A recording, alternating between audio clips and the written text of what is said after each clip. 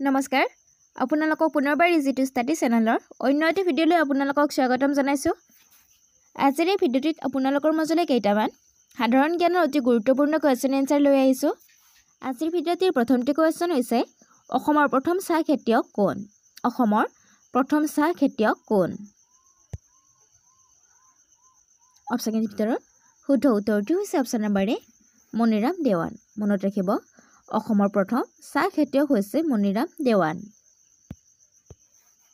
Next কুৱেশ্যনটিত আছে বিশ্বৰ আটাইতকৈ ডাঙৰ শুকান মাছৰ বজাৰখন ক'ত অৱস্থিত? বিশ্বৰ আটাইতকৈ ডাঙৰ শুকান মাছৰ বজাৰখন ক'ত অৱস্থিত?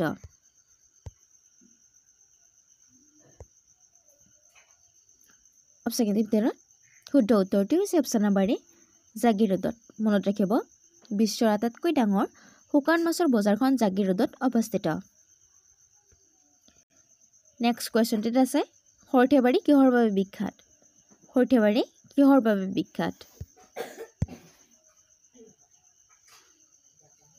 অপশ্যনৰ ভিতৰত শুদ্ধ উত্তৰটো হৈছে অপশ্যন নম্বৰ বি কাঁহৰ বাচন বৰ্তনৰ বাবে।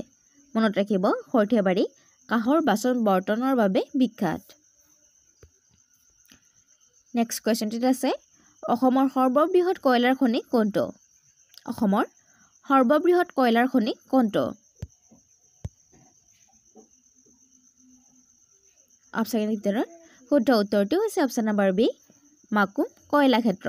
মনত ৰাখিব অসমৰ সৰ্ববৃহৎ কয়লা খনিটো হৈছে মাকুম কয়লাক্ষেত্ৰ।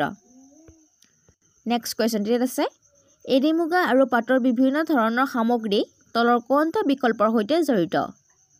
এৰী মুগা আৰু পাটৰ বিভিন্ন ধৰণৰ সামগ্ৰী তলৰ কোনটো বিকল্পৰ সৈতে জড়িত?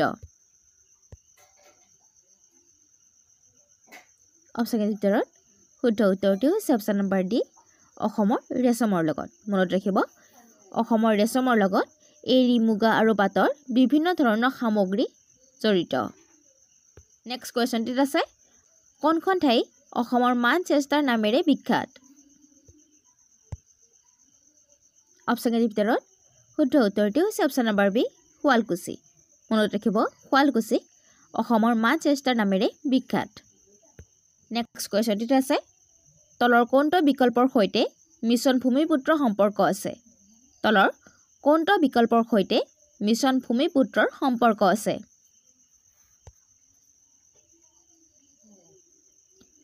অপশ্যনৰ ভিতৰত শুদ্ধ উত্তৰটো হৈছে অপশ্যন নম্বৰ এ জাতিগত প্ৰমাণ পত্ৰ প্ৰদান কৰা। নেক্সট কুৱেশ্যনটিত আছে প্ৰধানমন্ত্ৰী জন ধন আঁচনি ভাৰত তলৰ কোনটো বিকল্পৰ সৈতে জড়িত? প্ৰধানমন্ত্ৰী জন ধন আঁচনি ভাৰত তলৰ কোনটো বিকল্পৰ সৈতে জড়িত? অপশ্যনৰ ভিতৰত শুদ্ধ উত্তৰটো হৈছে অপশ্যন নম্বৰ এ আৰ্থিক অন্তৰ্ভুক্তি। নেক্সট কুৱেশ্যনটিত আছে আয়ুষ্মান ভাৰত কোন মন্ত্ৰালয়ৰ অধীনস্থ? আয়ুষ্মান ভাৰত কোন মন্ত্ৰালয়ৰ অধীনস্থ?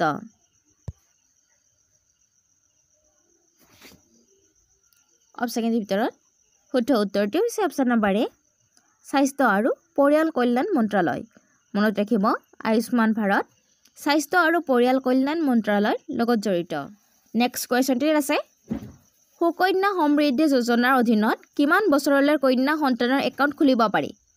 সুকন্যা সমৃদ্ধি যোজনাৰ অধীনত কিমান বছৰলৈকে কন্যা সন্তানৰ একাউণ্ট খুলিব পাৰি? অপশ্যনৰ ভিতৰত শুদ্ধ উত্তৰটো হৈছে অপশ্যন নম্বৰ ডি 10 বছৰ। নেক্সট কুৱেশ্যনটিত আছে বেটী বচাও বেটী পঢ়াও আঁচনিৰ তলৰ কোনটো বিকল্পৰ সৈতে জড়িত?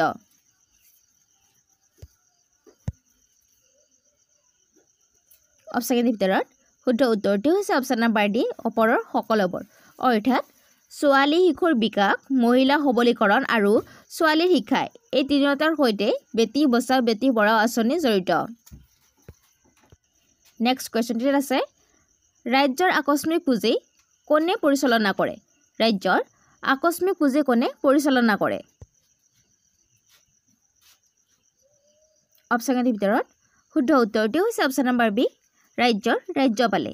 মনত ৰাখিব ৰাজ্যৰ আকস্মিক পুঁজি ৰাজ্যৰ ৰাজ্যপালে পৰিচালনা কৰে। নেক্সট কুৱেশ্যনটিত আছে 100 টকাৰ নোটে কাৰ স্বাক্ষৰ বহন কৰে? অৰ্থাৎ 100 টকাৰ নোটখনত কাৰ স্বাক্ষৰ অৰ্থাৎ চহী দেখা পোৱা যায়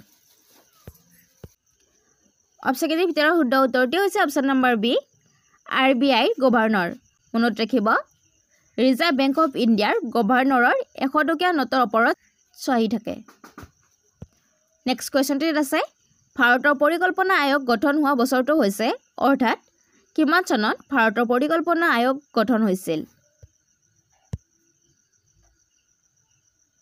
অপচন ভিতৰত শুদ্ধ উত্তৰটি হৈছে অপচন নম্বৰ বি 1950 চনত মনত ৰাখিব 1950 চনত ভাৰতৰ পৰিকল্পনা আয়োগ গঠন হৈছিল নেক্সট কোৱেশ্চনটিত আছে নীলা বিপ্লৱৰ সৈতে জড়িত অৰ্থাৎ তলৰ কোনটো নীলা বিপ্লৱৰ সৈতে জড়িত অপচন ভিতৰত শুদ্ধ উত্তৰটি হৈছে অপচন নম্বৰ সি মৎস্য উৎপাদন মনত ৰাখিব মৎস্য উৎপাদনৰ লগত নীলা বিপ্লৱ জড়িত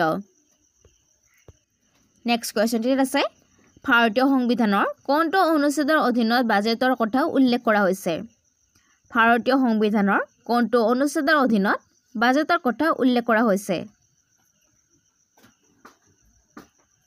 অপচন ভিতৰত শুদ্ধ উত্তৰটি হৈছে অপচন নম্বৰ এ 112 নং অনুচ্ছেদত মনত ৰাখিব ভাৰতীয় সংবিধানৰ 112 নং অনুচ্ছেদৰ অধীনত বাজেটৰ কথা উল্লেখ কৰা হৈছে নেক্সট কোৱেশ্চনটিত আছে ন্যায়াধীশসকলৰ দৰমহা আৰু অন্যান্য খৰচ আৰু ৰাজ্যৰ উচ্চ ন্যায়ালয়ৰ ৰক্ষণাবেক্ষণৰ বাবে প্ৰয়োজন হোৱা ধন কৰ পৰা লোৱা হয়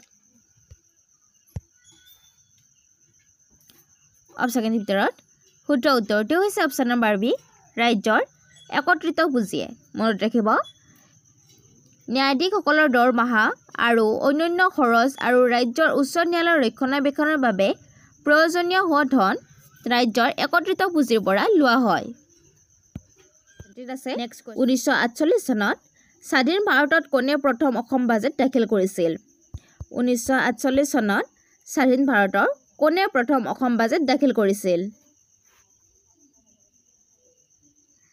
অপচন ভিতৰত শুদ্ধ উত্তৰটি হৈছে অপচন নম্বৰ এ বিষ্ণুৰাম মেধি মনত ৰাখিব 1948 চনত স্বাধীন ভাৰতত বিষ্ণুৰাম মেধিয়ে অসম বাজেট দাখিল কৰিছিল